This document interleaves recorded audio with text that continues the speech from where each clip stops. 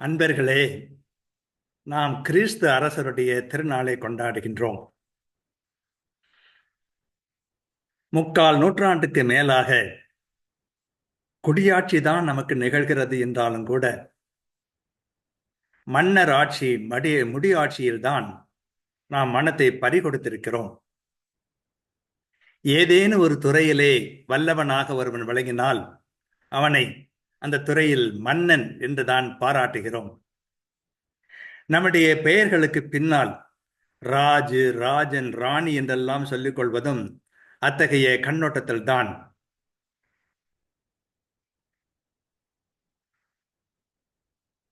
இதை நாம் உணர்ந்தோம் என்று சொன்னால் கிறிஸ்து பெருமான் எத்தகைய அரசர் என்பதை புரிந்து கொள்வதற்கும் ஏற்றுக்கொள்வதற்கும் நமக்கு துணையாக இருக்கும். தந்தை, மைந்தன், தூய் ஆவியார் என்றும் 3 ஆட்களாய் விளங்கிய கடவுள், அவர்களை 2ஆம் ஆளாகிய கடவுள் அடிமையின் வடிவெடுத்து ஏவலனாக இவ்வுலகத்திற்கு வந்தார். ஏவலனாக வந்தார்.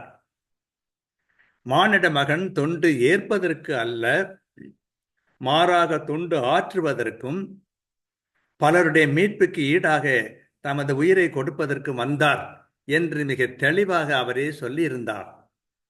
ஆனாலும் கூட நாம் அவரை ஏவலனாக ஏற்று கொண்டாடுவதற்கு தெரியாமல் அவரை காவலனாக்கி பொன்முடி சூட்டி கொண்டாடத்தான் முன் வந்திருக்கின்றோம். எங்கும் உள்ள இறைவன் மாந்தருக்கு இடைவிடாமல் ஏவல் செய்பவனாக, நலம் புரிபவனாக விளங்குகின்றான் என்று புனிதர் லோயோலா இஞ்ஞாசியார் தம்முடைய ஆன்மீக பயிற்சிகளிலே காட்டுகிறார். ஆனால் ஏவல் செய்வது இழிவு என்ற குறைபட்ட கருத்து மாந்தரிடையே நிலவுவதால் இயேசுவை காவலனாக்கிக் கொண்டார்கள். அவரே சொல்கிறார், அனைவருக்கும் நலம் புரிவதும் தொண்டராக வழங்குவதுமே உயர்ந்த தலைவருக்கு அழகு என்று. இப்படி கற்பித்தவரை அரசராகத்தான் மனதனால் எண்ண முடிகிறது என்பது வியப்பாக இல்லையா? மாமியார் ஒருவர் தம் மருமகளை பொன்முடி சூடி கோயிலுக்கு செல்ல வலியுறுத்தும் போது, என் ஆண்டவர் முன்முடி சூடியவரை அன்றி பொன்முடி சூடியவர் அல்லர் என்று மறுத்தவர் போர்த்துகல் பேரரசி புனித எலிசபெத்து.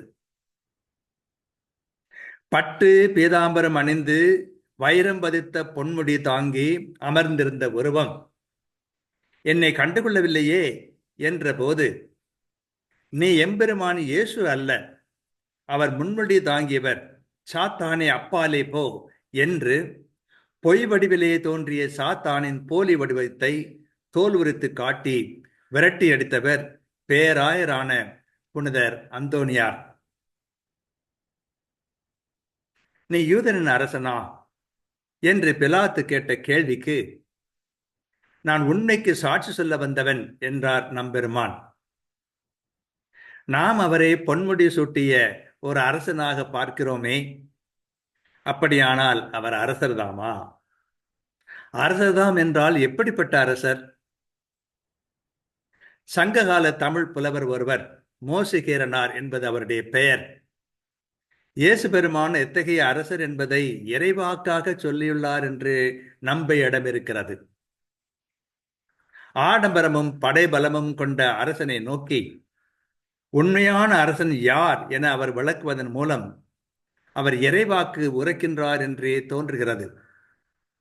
அவர் சொல்லுகிறார், நெல்லும் உயிரன்றே, நீரும் உயிரன்றே, மன்னன் உயிர்த்தே மலர்தலை உலகம், அதனால் யான் உயிர் என்று அறிதல் வேல்மிகு தானை வேந்தற்கு கடனை என்கிறார்.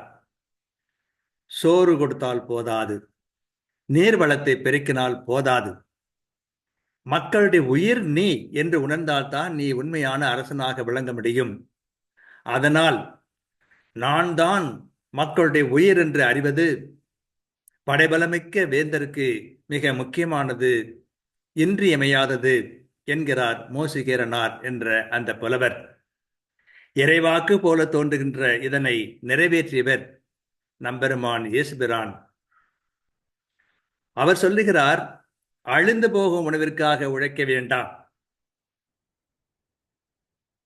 நெல்லும் உயிரன்றே, அழியாத நிலை வாழ்வதன் உணவிற்காக உழையுங்கள் என்றவர் நம் ஆண்டவர்.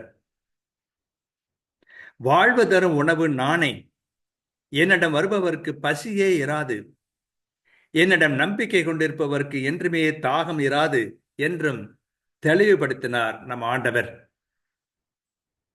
விண்ணகத்திலிருந்து இறங்கி வந்த வாழ்வு தரும் உணவு நானே. இந்த உணவை எவராவது உண்டால் அவர் என்றுமே வாழ்வார்.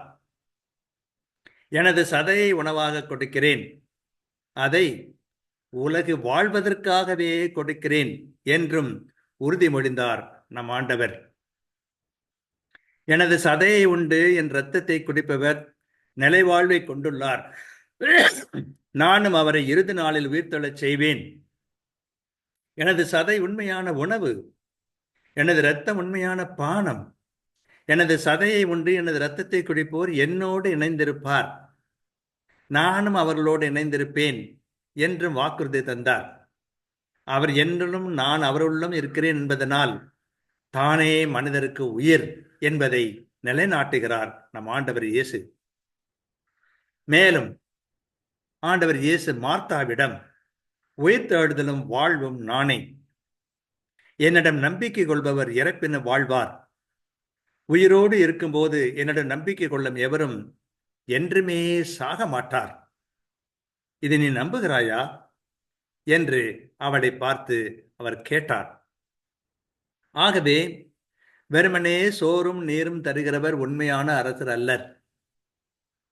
இவ்வுலக வாழ்விலே செழிப்போடு வாழ்வதற்காக ஏற்பாடு செய்கிறவர் உண்மையான அரசர் அல்லர். ஆனால் மக்களுக்கு தாமே உயிராக விளங்கி நிலைவாழ்வு வழங்குபவரே மெய்யான வேந்தர் என்று வெளிப்படுத்துகிறார் இந்த மோசிகீரனார் என்ற புலவர். இவ்வாறு மக்களுக்கு உணவாகவும் உயிர் அளிப்பவராகவும் வந்ததன் மூலம் கிறிஸ்து உண்மையான அரசராகிறார். மானிட மகன் தொண்டு ஏற்பதற்கு அல்ல, மாறாக தொண்டு ஆற்றுவதற்கும் பலருடைய மீட்புக்கு ஈடாக தம் உயிரை கொடுப்பதற்கு வந்தார் என்று அவர் கூறுகிறார் அல்லவா?